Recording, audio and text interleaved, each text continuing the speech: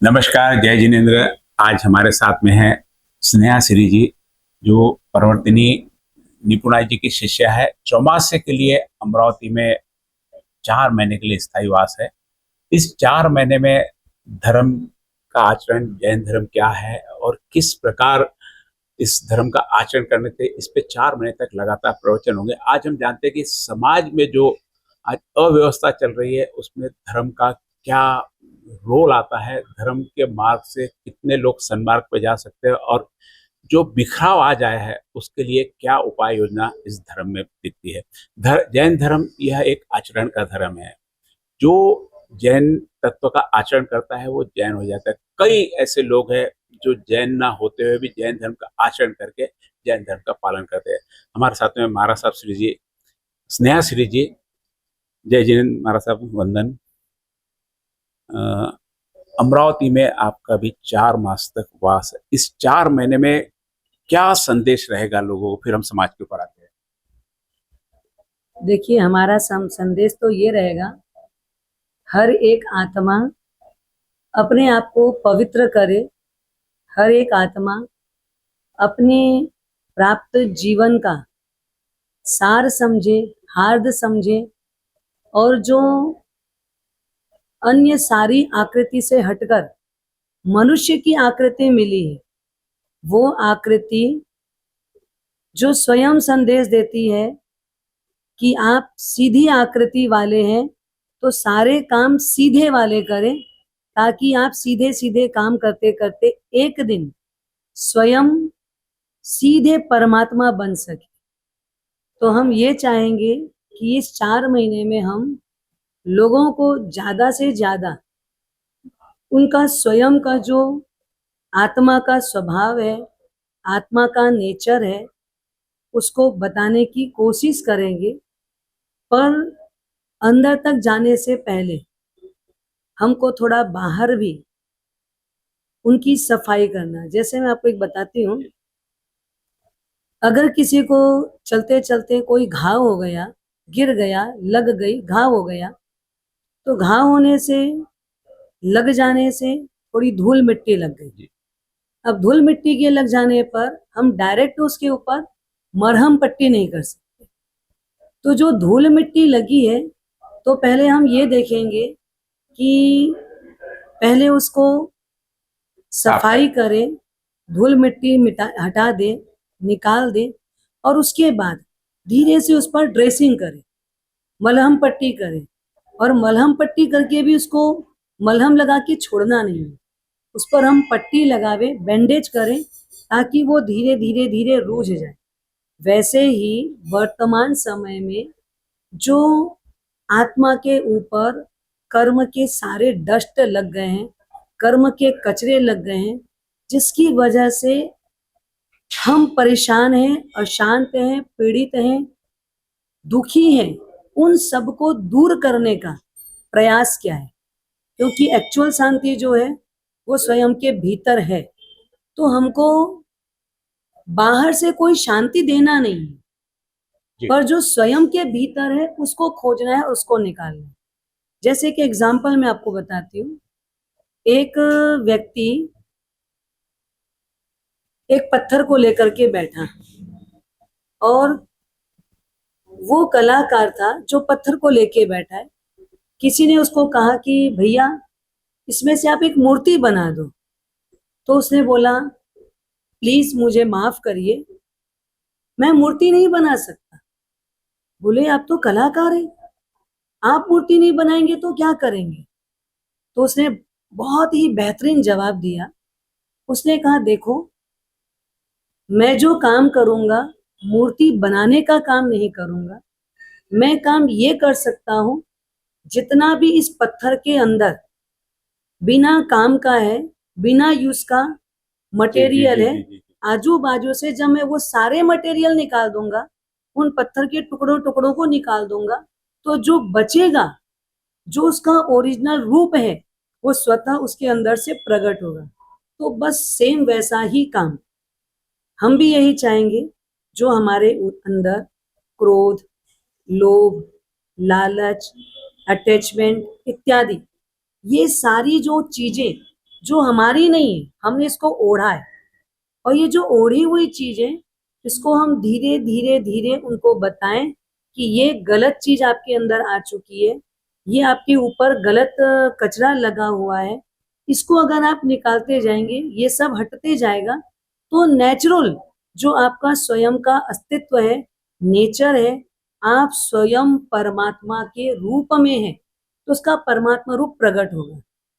जैसे आपने कहा ये लोभ, काम, क्रोध, अहंकार, ये आज के संसारिक जीवन में लोगों के आवश्यक अलंकार है।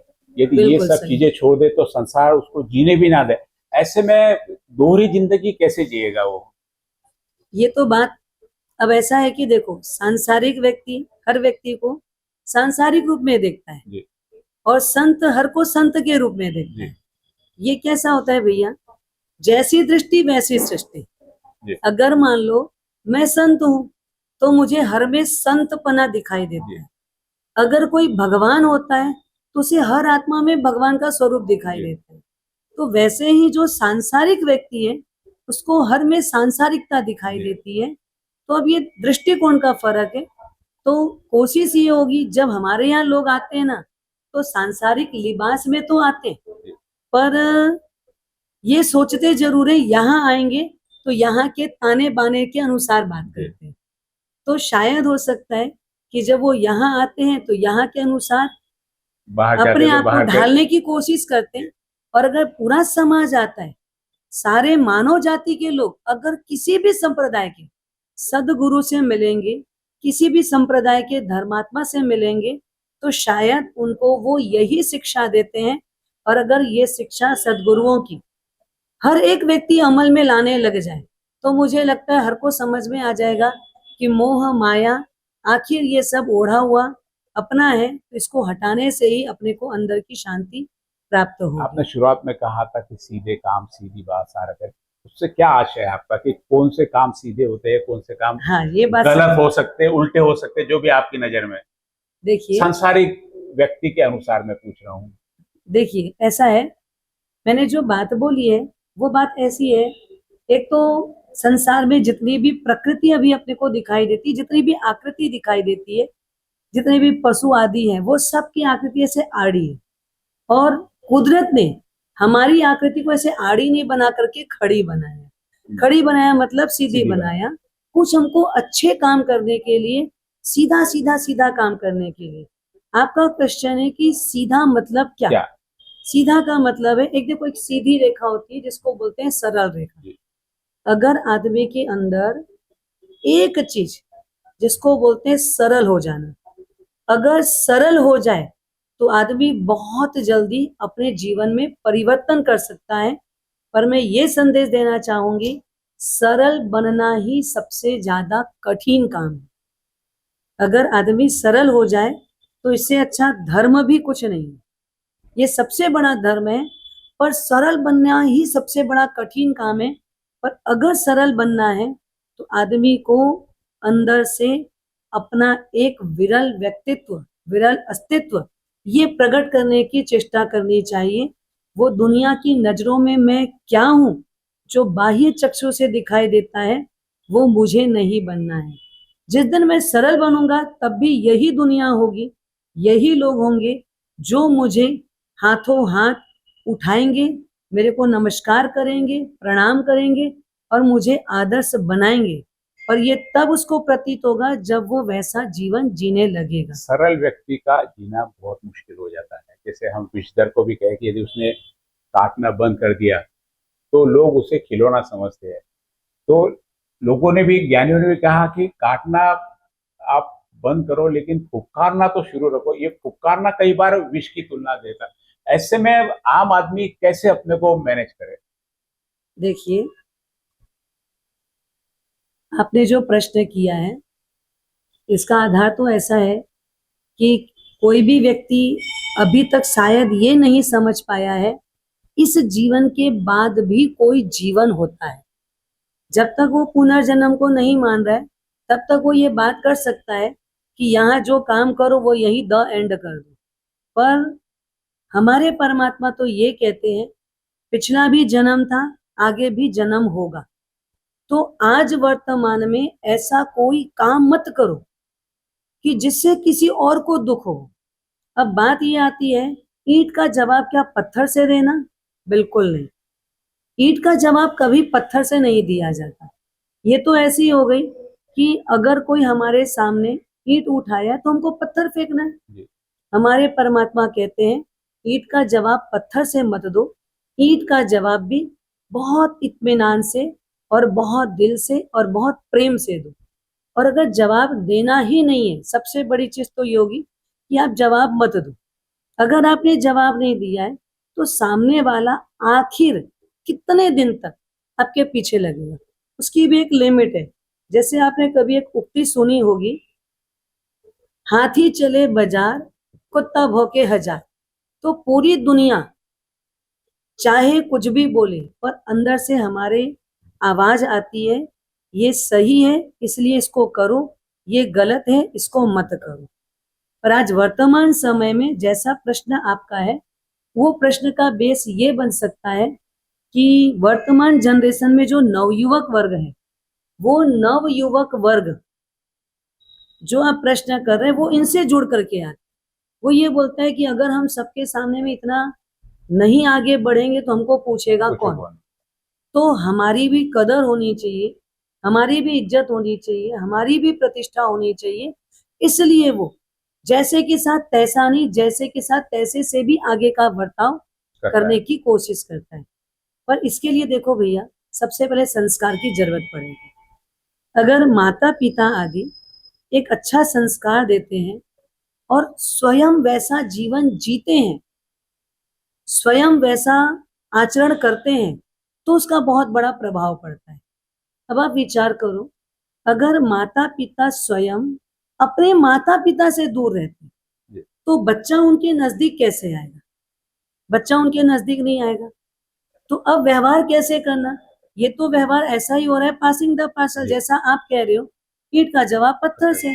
अब पहले तो ऐसा हुआ, ये माता पिता ने अपने बच्चे को समय नहीं दिया, तो आने वाली जो पीढ़ी है, बच्चे को जन्म देने के बाद समय देना तो दूर है, वो तो जन्म दे करके सीधा कहाँ छोड़ेंगे आपको पता है? वृद्धाश्रम में। हाँ, सीधा अनाथ आश्रम में छोड़ देंगे।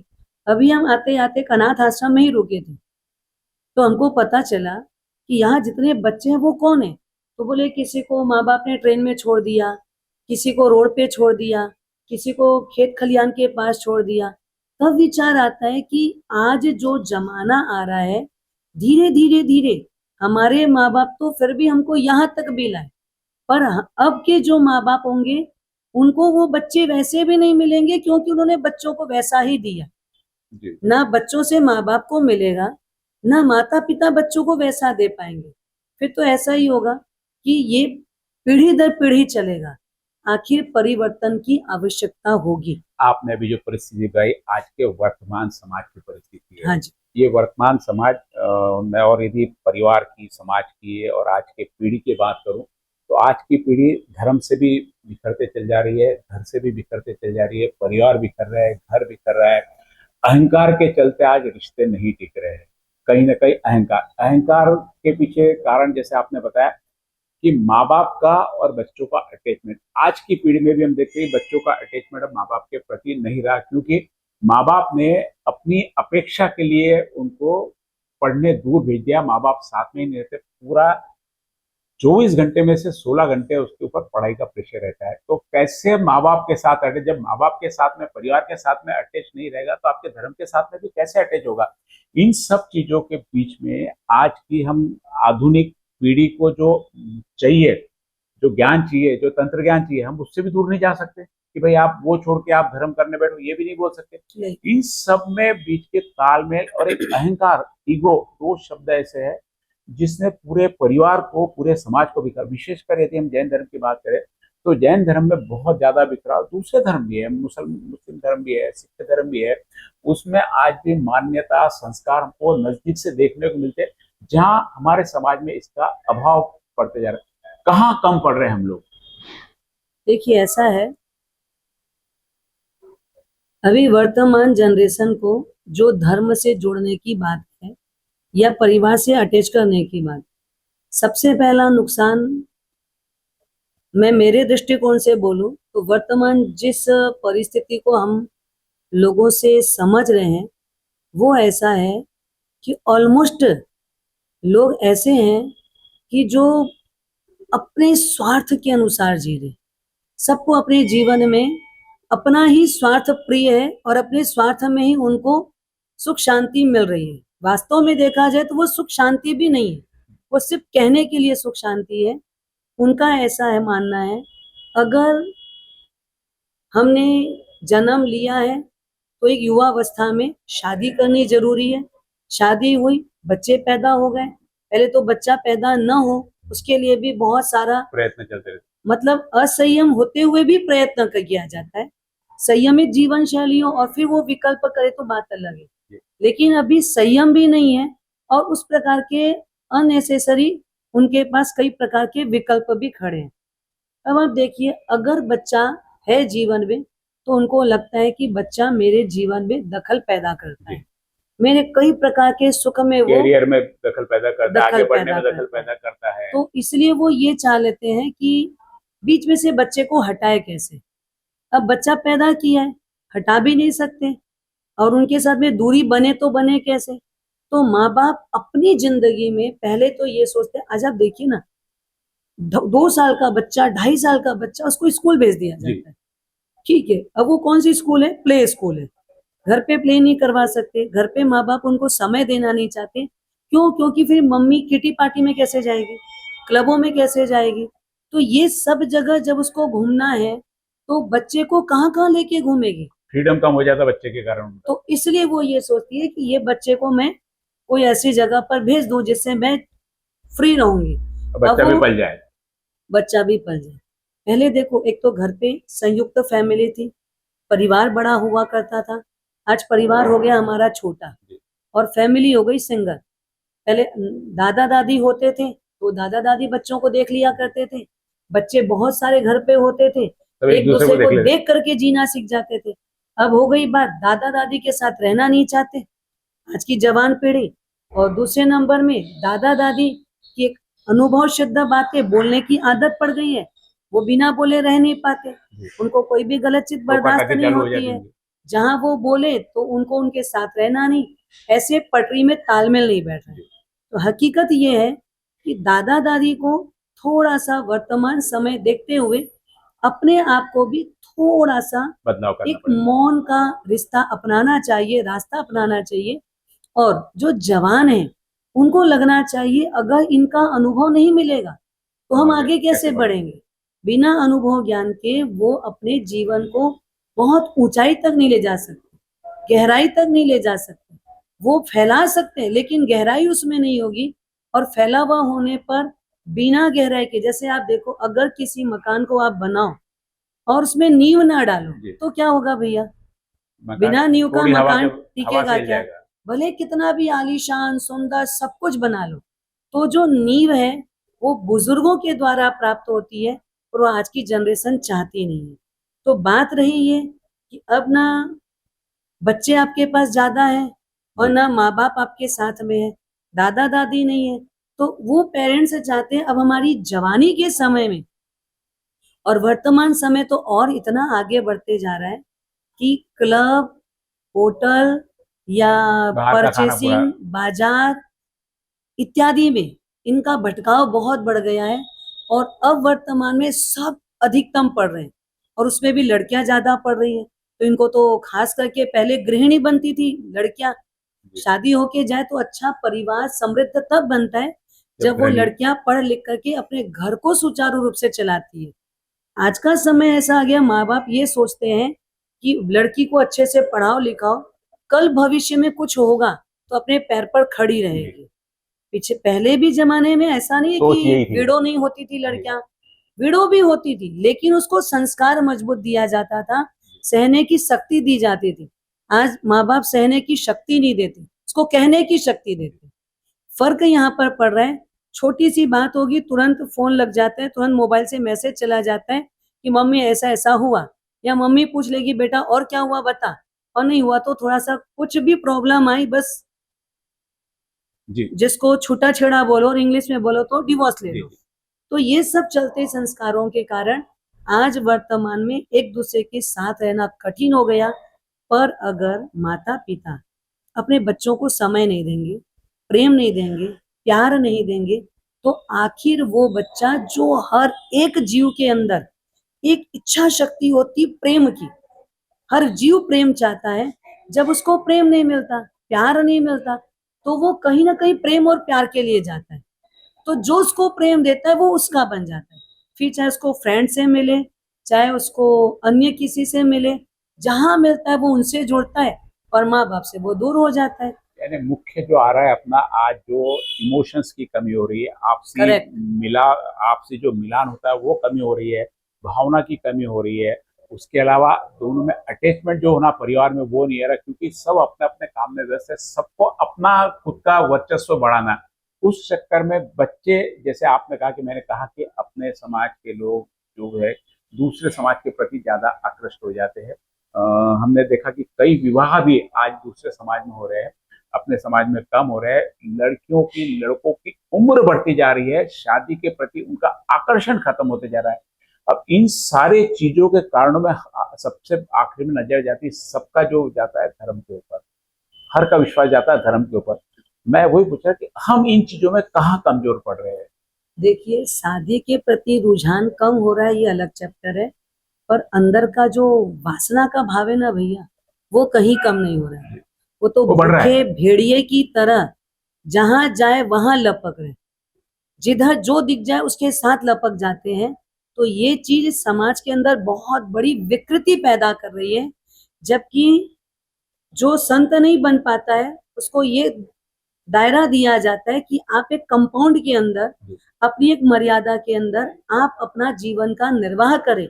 और ये पद्धति आज की नहीं, कई कई कई कई वर्षों जमाने पहले की पद्धति है कि ये पद्धति से जीवन जिए और संयमित मर्यादित जीवन जिए। रही बात शादी होने के बाद की जो प्रणाली है, उसमें जब आपस में तालमेल पति पत्नी का भी नहीं बैठ रहा है, क्योंकि दोनों ही कमाने जाते हैं। अब दोनों जब कमाते हैं तो दोनों अपने अपने लक्ष्य के अनुसार बात करते हैं, उसको उसकी बात अच्छी नहीं लगती, इसको इसकी बात आर्थिक अच्छी नहीं आवश्यकता लगती। भी नहीं रह गई अभी किसी को। हाँ, और अच्छा, जब खुद पैसा कमाती है तो वो हावी भी होती है। जी। जो पैसा कमा रहा है उसको लगता है तुम्हारी बात मैं क्यों मानूं, मैं खुद पैसा कमा रही हूँ, तो मेरे पास में जीने के साधन पर्याप्त हैं। ऐसी कई चीजें बातें हैं, लेकिन मुझे तो संदेश के रूप में मात्र ये बोलना है, आज अगर एक माता पिता ये सोच ले मुझे मेरे बच्चों को समय देना है, और बच्चों को अगर वो प्रेम देंगे, समय देंगे, तो निश्चित तौर पर वो बच्चा अपने माँ बाप से दूर नहीं जाएगा, और बुढ़ापे तक भी वो पूरी सेवा करके देगा। वो माँ बाप से दूर रहना पसंद भी नहीं करेगा। जैसा मैंने अभी एक घटना पढ़ी थी कि एक पिता ने अपने बेटे के ऊपर केस किया, एक पिता होकर के बेटे के ऊपर केस किया।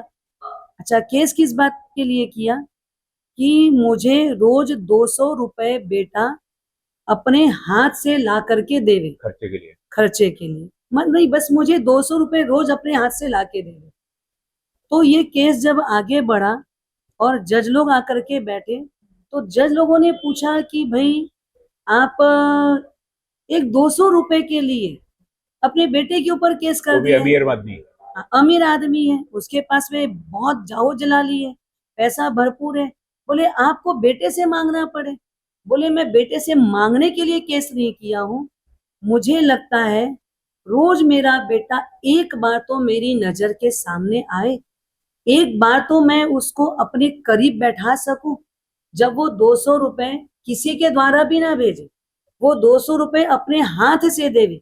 जब वो हाथ से देगा तो थोड़ा मेरा हाथ उसको स्पर्श भी कर सकेगा, ताकि मैंने मेरे बेटे को जन्म देने के बाद जो संस्कार दिया है, या जो मैं उससे सगुन पाना चाहता हूँ, ये सगुन तो मुझे तभी मिलेगा। तब जज लोगों की आंखें भर गई, कहा कि वास्तव में जो सगुन बच्चे से आप चाह रहे हो, ये सगुन की तो तलाश में हम भी हैं। कब हमारा बेटा हमारे साथ बैठे, कब हमारा बेटा हमारी सुख दुख की बात को सुने, कब हम अपने बेटे को कम से कम उसको देख तो सके, अपनी आंख से उसको सामने तो पाए। लेकिन आज का समय इतना परिवर्तनशील है कब माता पिता घर आते हैं और कब बेटा उठता है। एक मैं आपको स्टोरी के रूप में बताना चाहूंगी, 2 मिनट का समय लेकर के। एक छोटा सा बच्चा, जो संडे का दिन था और अचानक उसने एक पापा को देखा। संडे का दिन नहीं था, जो वो दिन था सैटरडे का। और अचानक उसने किसी व्यक्ति को दरवाजे पर नॉक करते हुए पाया, तो जाके दरवाजा खोला। दरवाजा खोला तो तुरंत देखा कि एक व्यक्ति खड़ा है। और जैसे ही उसने अच्छे से देखा, तुरंत अंदर जाके बोलता है, मम्मा मम्मा, संडे वाले पापा हैं, संडे वाले पापा हैं। उसकी मम्मी ने बोला, संडे वाले पापा क्या होता है? उतने में वो भैया अंदर आए। उन्होंने कहा, ओ आप हैं? तो बोले, बच्चे ने ऐसा बोला, संडे वाले पापा है। तो बच्चे को बोला, भैया ये तो तेरे पापा हैं, संडे वाले नहीं, यही तुम्हारे पापा है। तो बच्चा बोलता है, मम्मा मैं तो इनको सिर्फ संडे को ही देखता हूँ, तो मुझे क्या मालूम यही मेरे पापा हैं। अब आप बताओ, वो बच्चा पर डे घर पे रहता है, पर जब वो घर पे रहता है तब उसके पापा नहीं होते हैं। जब वो सुबह में उठता है उसके पापा सोए रहते हैं। जब वो रात को सो जाता है उसके बाद उसके पापा घर पे आते हैं। तो वो मात्र और मात्र संडे को ही अपने पापा से मिलता है। तो उसको ये लगता है ये संडे वाले पापा हैं, बाकी वो पापा के बारे में जानता ही नहीं है। अब ये जो परिस्थिति है, अब आप बताइए, अगर माता और पिता दोनों का पूरा पूरा व्यक्तित्व ये बनता है, दोनों के पास में इतनी जवाबदारी और जिम्मेदारी है कि जिस बच्चे को जन्म दिया है उसको समय दे, प्रेम दे, प्यार दे, वापस समय उससे मिलेगा। कहीं नहीं जाएगा आपको छोड़ करके। अगर वो समय पाएगा, प्रेम पाएगा, तब आप बच्चे को प्रेम से हमारे घर तक ला पाएंगे, हमसे जोड़ पाएंगे। लेकिन हमारे तक भी लाने के लिए आपका दम निकल जाता है, पर बच्चे हमारे तक आना नहीं चाहते। छोटे बच्चों को तो माएँ कैसे भी फुसला के लाती है, पर आज के यंग नहीं आते। यंग नहीं आते, उसका कारण ये हो गया क्योंकि वो माँ बाप से दूर है और फ्रेंड सर्कल के करीब है। और फ्रेंड सर्कल वर्तमान आधुनिकता है भैया, भौतिकता है, और भौतिकता का सुख प्रत्यक्ष दिख रहा है। भौतिकता का सुख प्रत्यक्ष दिख रहा है, और जब प्रत्यक्ष दिखता है तो उसको ये नहीं पता इस पर्दे के पीछे क्या है। वो पर्दे के पीछे की स्टोरी नहीं जानता, पर्दे के पीछे की हिस्ट्री नहीं जानता। इसलिए वो बच्चा जो प्रेजेंट दिख रहा है उसी में वो घुल मिल जाता है। तो हम ये चाहते हैं जो प्रत्यक्ष है वो तो उसको मिलेगा, लेकिन जो प्रत्यक्ष के आगे परोक्ष है, जो आगे का जीवन है, जो आगे उसका भविष्य है, जिस पर उसका स्वयं का जीवन टिका हुआ है, चाहे वो इस लोक का हो चाहे परलोक का हो, उसका वो भी सुखद रहे। इस लोक में भी वो सुखी रहे, आने वाले जन्म में भी वो सुखी रहे। इसलिए हमारा चातुर्मास के दरमियान खास करके ये प्रयास रहेगा, और अमरावती संघ के लिए भी प्रयास रहेगा, आम लोगों के लिए भी प्रयास रहेगा। जो हमसे जुड़ेंगे, जो हमसे पाना चाहेंगे, हमारा दरबार सबके लिए खुला है, चाहे वो जैन हो चाहे अजैन हो। जो पाना चाहे, हमारा तो काम ही है कि जो हमने अनुभव किया है वो हम उन तक पहुंचाए, वो हम उनको देवे, और आगे जैसा भी होगा ज्यादा से ज्यादा हमारा प्रयास रहेगा। ये थे स्नेहा श्री जी, जो अभी चातुर्मास में यहाँ स्थायी विराजमान है। 2 मर्म स्पर्शी कहानी बताई इन्होंने। पहले कहानी में बताया कि बाप को समय नहीं मिलता, लेकिन वहीं दूसरी कहानी में बताया कि बाप ही समय नहीं देता, जैसा बोओगे वैसा पाओगे, जो दोगे आप वही पाओगे। दोनों कहानियां एक दूसरे की पूरक है। पहली कहानी में पिता बच्चे से टाइम चाहता है, दूसरी कहानी में बेटा बाप को नहीं पहचानता। ये स्थिति बनती है। सबसे पहले कर्तव्य बनता है आज हमारे परिवार का, माँ बाप का, कि अपने बच्चों को समय दे, अपने बच्चों को अपना पहचान बताए कि मैं उसकी माँ हूँ, मैं उसकी बाप हूँ। क्योंकि यह हकीकत है जो महाराज साहब ने बताया कि कई लोग अपने पिता को सिर्फ रविवार को ही देख पाते, तो कैसे बुढ़ापे के लिए अपेक्षा कर सकते हैं। जैसा दोगे वैसा लोगे। आज का इतना ही, बहुत सारे अनसुलझे प्रश्न है जो महाराज साहब से चर्चा करना है, समय का अभाव है। जैसे जैसे समय मिलेगा वैसे वैसे हम आपके पास में प्रश्न लेकर उनके उत्तर तलाशते रहेंगे। आपने हमारा चैनल देखा महाराज जी, आपने बहुत अच्छा मार्गदर्शन किया, आपका भी बहुत बहुत आभार। आपने भी देखा। यदि आपको ऐसे ही प्रवचन सुनना है, देखना है, तो आप सिटी चैनल पर आइए, आपको सारी चीजें यहाँ पर मिलेगी। नमस्कार, धन्यवाद।